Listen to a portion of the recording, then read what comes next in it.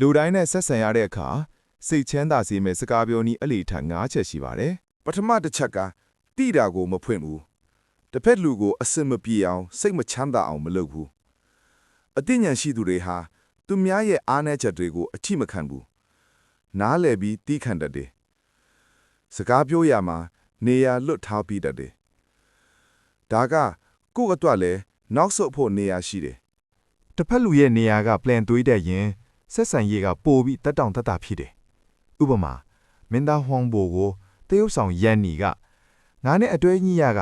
မင်းသားစိုးဝါးတွေတဲ့ပါတော့မယ်လို့နောက်ပြောင်တဲ့အခါသူကဒါဆိုငါမင်းသားချောတွေတဲ့ဝင်တော့မယ်လို့ကျင်းနဲ့ဆရာကောင်းအောင် plan ဖြေတယ် ဒုတိယတစ်ချက်က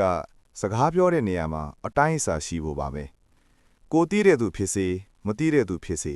သူများရဲ့ကိုရေးကိုတာကိုပိုင်နေရာကိုလေးစားရမယ်စိတ်ရင်းဖန်တဲ့ဆိုပြီးထုတ်ပြောတဲ့စကားမျိုးမဖြစ်သင့်ဘူးသူများစိတ်ထိခိုက်အောင်ကိုလည်းခက်ခဲအောင်မလုပ်သင့်ဘူးတတိယတစ်ချက်ကစကားပြောရင်တစ်ဖက်လူတက်တောင့်တက်တာဖြစ်အောင်ပြောတယ်သူများစိတ်ကိုတီးပြီးကိုယ်စိတ်ကိုထိန်းနိုင်တယ်ကောင်းတာကိုမြင်ရင်ချီးကျူးတတ်တယ်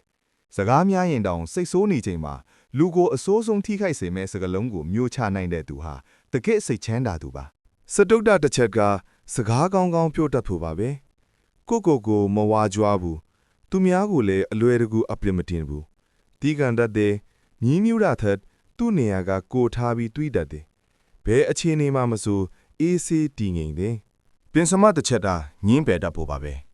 ကိုမလွတ်နိုင်တဲ့အရာမတက်တောင့်တက်တာဖြစ်တဲ့အရာကိုပြက်ပြက်သားသားညင်းရမယ်တဝဲတစ်ပြက်မဟုတ်ပဲရှင်းရှင်းလင်းလင်းပြောဖို့လိုတယ်